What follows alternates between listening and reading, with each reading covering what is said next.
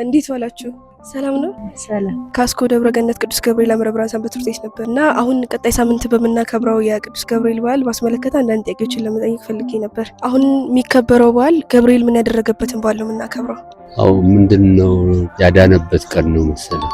እነማን ነው? እነሱን አላስታውስም። ሰሰግሩ ያው ልክ እንደሱ ነው።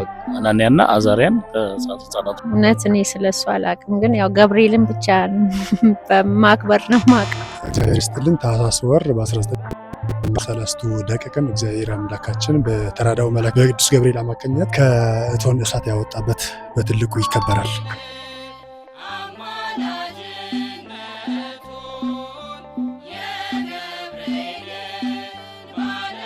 ሰለስቱ ደቂቅ ወደ እሳት እንዲጣሉ ያዘዘው ንጉስ ስሙ ማን ይባላል? ናቡከደነጾር ነው። ናቡከደነጾር።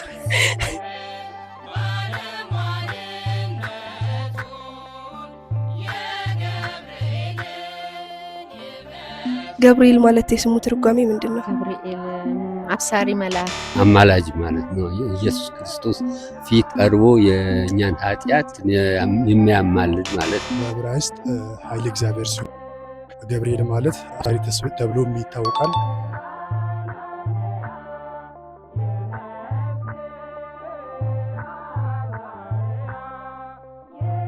ሰለስቱ ደቂቅ ስማቸው ማን ማን ነው? አናንያ፣ አዛሪያ፣ ሚካኤል።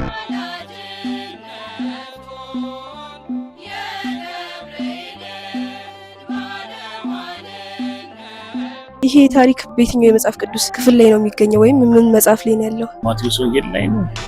አልተመለሰም። በትንቢተ ዳንኤል ላይ ነው ያለው።